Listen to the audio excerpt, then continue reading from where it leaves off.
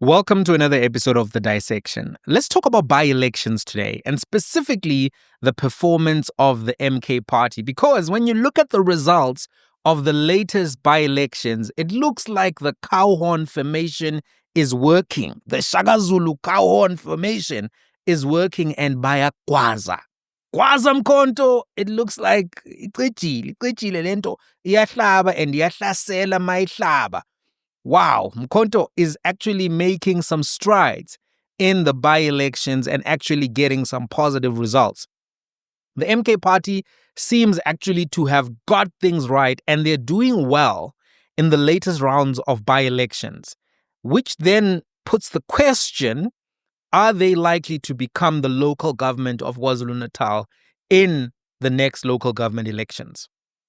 The other party that's actually been showing strengths is the Patriotic Alliance in the Afrikaans-speaking areas, which have large colored populations. We'll talk about them specifically in another episode, but I want to talk about the MK party and how they've been doing in local government elections, because it's a shift in the dynamics, and perhaps Floyd Shivambu has something to do with this in terms of his organizational capacity. It's important to recognize that the next major elections in South Africa are the local government elections in 2026, and they are going to be really game-changing and disruptive if trends and patterns continue. Think about this. In 2011, the ANC was sitting on 61.9% of the vote, 62% basically. In 2016, they dropped significantly to 54% of the vote in local government elections. So it's 62 in 2011 local government elections, 54% in 2016. By 2021, they were really in trouble because they went under 50% for the first time, and they hit 45.6% of the vote and lost control of some major metropolitan municipalities. So 2021 was the beginning of the end, if you think about it, because the 50% signifier, that threshold, actually was yielded or ceded by the ANC in the local government election. So going into 2026, this could be a continuation of that slide. Think about it. You get 45.6 for the ANC in local government elections. They wind up on 40%. So in 2026, that slide could continue, and the ANC could actually drop into the 30% range.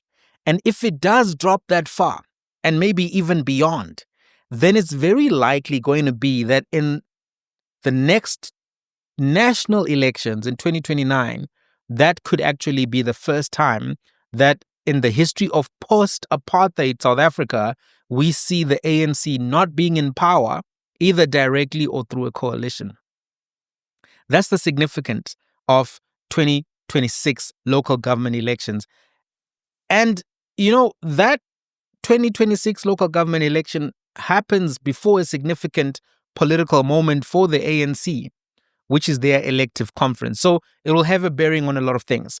Before we get there, before we get to 2026, we have these by-elections. There are some by-elections which are happening and have happened, which are starting to give clues about who has momentum and who is losing momentum, who's in trouble, who's not in trouble, where are people having, green shoots, or where are they having red flags. All of those things are beginning to show up. And if these by-elections are a reflection in some way of broader trends, they can give us an idea of the political environment for the national elections and also the local government elections which are coming up, and the shifting balance of powers in South Africa, and how different parties are going to, either rise or fall based on these results.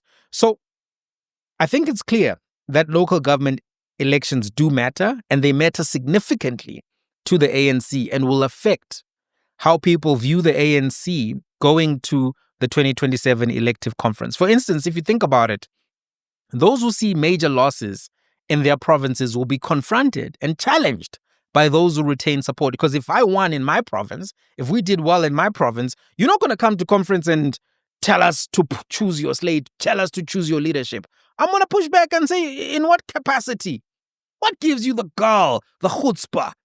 What gives you that audacity to make those kind of proclamations and announcements?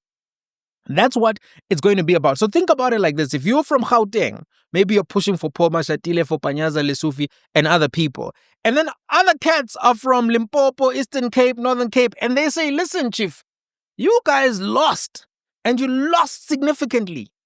You lost in Gauteng. How can you then come and try to dictate who the leadership should be? The leadership should actually come from Limpopo, from Eastern Cape. What are you going to say? When the Zamani Souls, the Oscar Mabuyanes, the Kumbudzo Nchavenis push back to you, Panyaza Lesufi, when they push back to you, TK Ngqiza, these are the things which could likely happen. These are the things that could likely happen.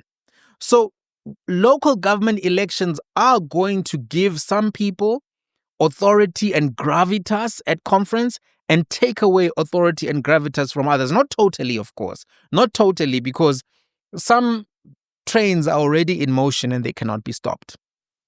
But it's going to raise the temperature of the conference. And if the conference is too hot, what's likely to happen is that the ANC is not going to come out of that conference healthy and ready to actually contest for 2029. Remember, Ramaphosa is not continuing, right? You've got a lot of new faces contesting for power, and all of them have got different weaknesses and strengths and public criticisms. So this is not happening in a context where the ANC is the main show in town or the only show in town. They are the main show right now, but they're not the only show in town. It's basically Gqom versus Amapiano. There was a time when Gqom music was the predominant sound, and it thought that you would think listening to Destruction Boys, Omunye Pesgo Munye, Omunye Pesgo Munye, Pesgo Munye, Pesgo Munye, Pesgo Munye. You thought that would never end. And then now, it's a totally different sound. People are chasing Isaga and all kinds of things. Interestingly enough, apparently the son of TK Ngqiza is the one who has that hit song Isaga, which is #1 on Apple Music. And it's actually #2 in Kenya. And it's in the top 10 in Nigeria. It's a song that's doing well. And it has its links to the ANC and the politics of the ANC. Anyway, side note, point I'm making is that this local government election is going to have impact. It's going to be big. And that's why the by-elections have serious significance. Let's talk about those by-elections right now. There have been 9 by-elections in 2025. 9. And the MK party actually has done well in April in those particular by-elections. And they've started actually showing some momentum. Think about these stats. MK won Ward 2 in KwaZulu-Natal, Richmond local municipality on the 12th of March. They won another ward, Ward 28, on the 2nd of April in the Watuguza local municipality. They had a major win in eThekwini Metro when they won a ward from the Democratic Alliance in Durban North, Ward 110.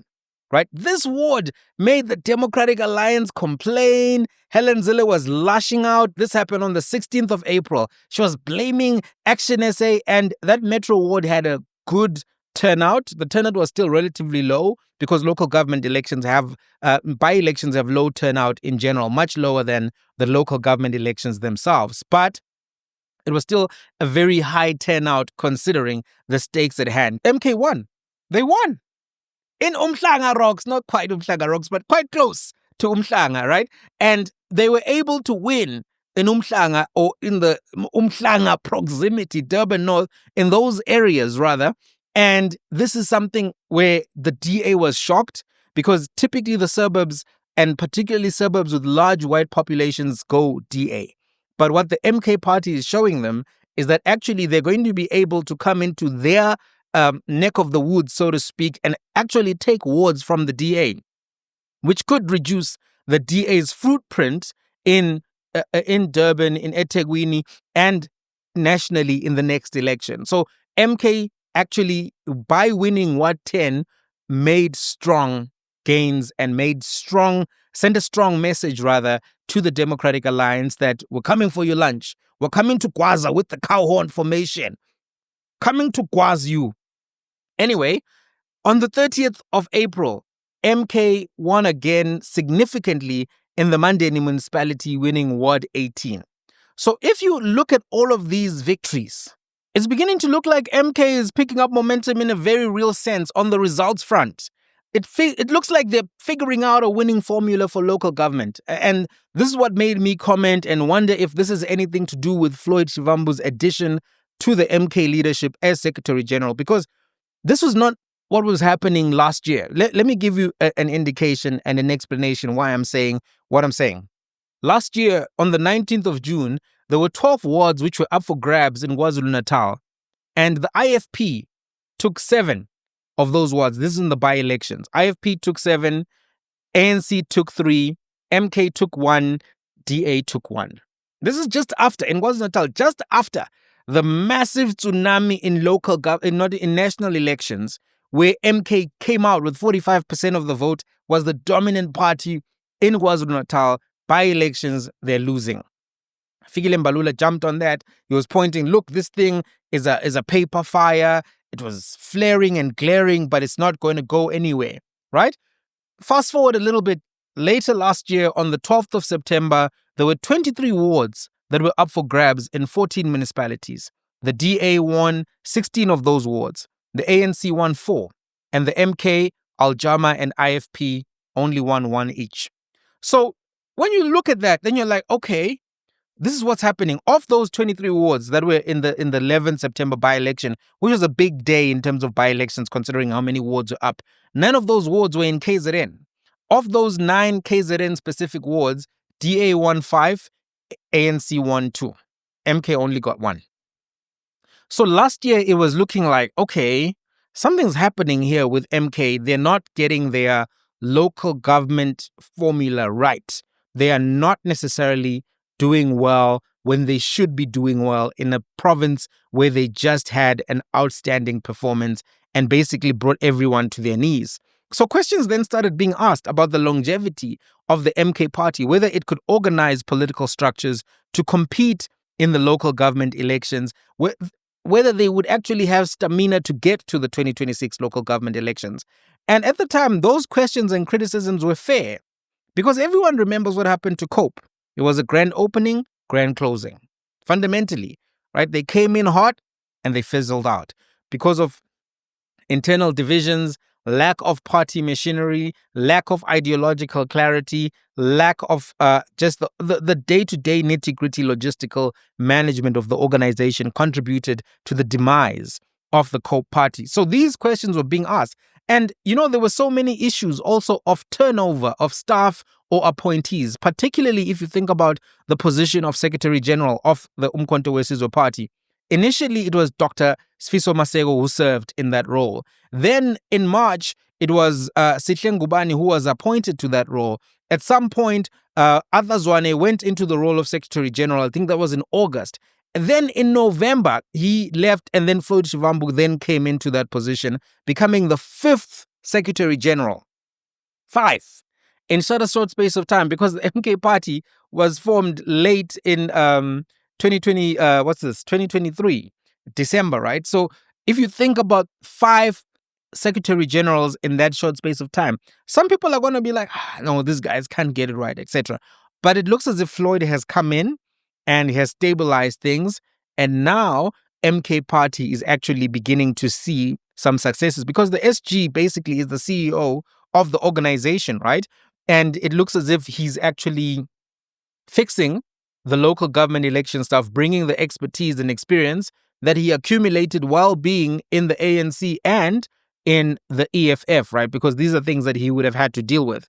They actually look like they've come a long way and they're beginning to pick up wins in the local government elections.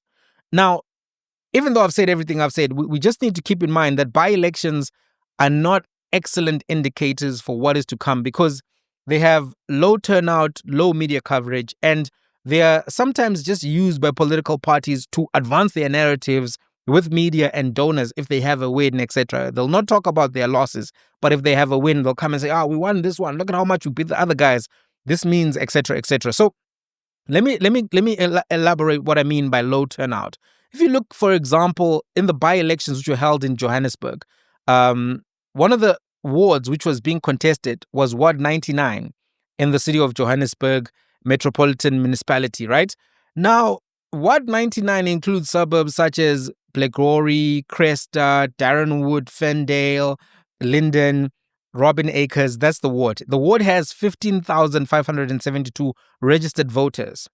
But in that by-election, where that ward was up for a contestation, only 3,768 votes were cast.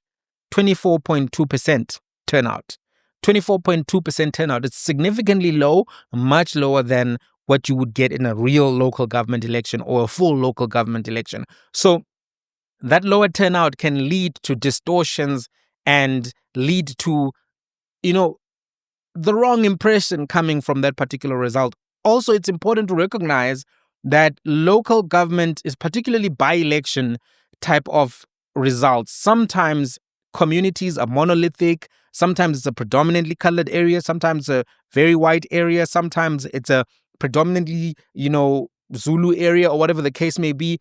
And to try to then get a national picture from that particular ward is then something which is not going to be representative of that national outcome, because different municipalities, constituencies, wards have different challenges, ideological leanings, whatever the case may be.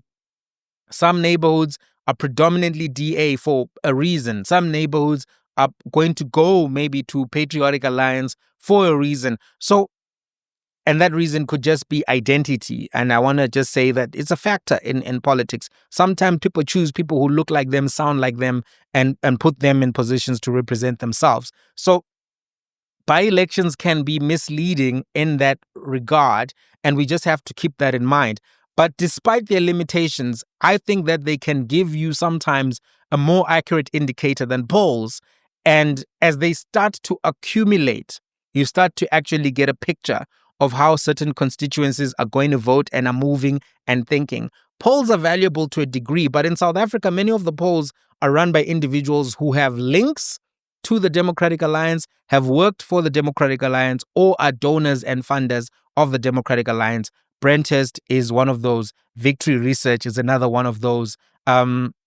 Institute of Race Relations is another one of those. Brenthurst is owned by the Oppenheimers, and they commission research. That research comes from gentlemen who have worked. One of them still works with the DA. So when you begin to look at that, a lot of these social research foundation polls are done by Victory Research. Then they are repackaged, distributed to Media 24, News 24 publishes those polls. Sometimes in that ecosystem, there's a manufacturing of consent. They keep telling the public that this is how you should vote. Then when they start to see results which are similar to those polls, they're like, our polls were accurate. And then the question then becomes, were your polls fully accurate? Or did you actually, through repetition, use the tools of propaganda and use the tools of mass media to actually nudge people to a particular direction? Food for thought, right? So that's one of the things that we have to keep in mind about polls, particularly this one that came from the Institute of Race Relations, which has, less than 1,000 people, that is now saying that the DA is over 30% and that the ANC is now the number 2 party in South Africa, etc. You have to keep that in mind. So when you're looking at a by-election result, it's real. These are people who got out of their house, voted. Oftentimes, a bigger sample than 1,000 people leave their houses and vote. So you can begin to actually extract real quality data from those results as they accumulate. Polls do have value. Don't get it wrong. Polls may be accurate. You just have to factor in who is making them and the conflicts of interest when you consider the data. And you have to take them with a pinch of salt. You take some vinegar, put that in your fish and chips, and then you eat it. But just be aware that you have to put salt in that thing, because you never know. So as things stand, based on what we're seeing in the by-elections, we could actually see a major shakeup in local government in 2026. In KwaZulu-Natal, we could actually see some shifts as well, because the DA is pushing aggressively to gain ground in Gauteng province. Patriotic Alliance also has gotten a few good results. We'll talk about them in another episode. The ANC is obviously aware of this and will be trying to play catch up all over the place. The question then, which I'm putting to you and contemplating, is the following.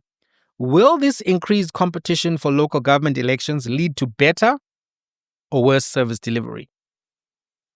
Sometimes the party in power will really try to win votes through service delivery if they feel that they're in trouble. But at other times, they take all of those resources which they have access to and they go into campaign mode, right? So That's one of the risks that exists when you have this kind of close contestation. The other risk is that as people see that they have a chance to actually get some votes or steal some votes from the other side, they actually start to add drama, controversy, and conflict into the councils because they're trying to position themselves for the next election, right? And so on one end, you get more delivery. On the other end, you just get more strife, more conflict, more division. Other end of the spectrum, you could actually just get people just say, full campaign mode, let's do what we can. I'm hoping that this competition leads to more service delivery in the short to medium term, because in local government, there are a lot of issues, lots of potholes, lots of security challenges in communities. Clinics are not in good shape. Still, when you go to police stations, quality of service is not where it needs to be. Some of these things are national issues, but because the local is political and the local is national, you may begin to see some real movement from all of these parties, because obviously what happens in local government will have a bearing on what happens in national government. And I think the race is starting to heat up. We're still in May now, but 2026 is getting closer and closer. And the by-elections are actually going to occupy more and more attention. That's what I think is going to happen. I don't know. Where do you stand? What do you think about these local government election results? Have you been following any and all of this? Where do you stand? Let's have a conversation in the comments. I'm going to meet you there.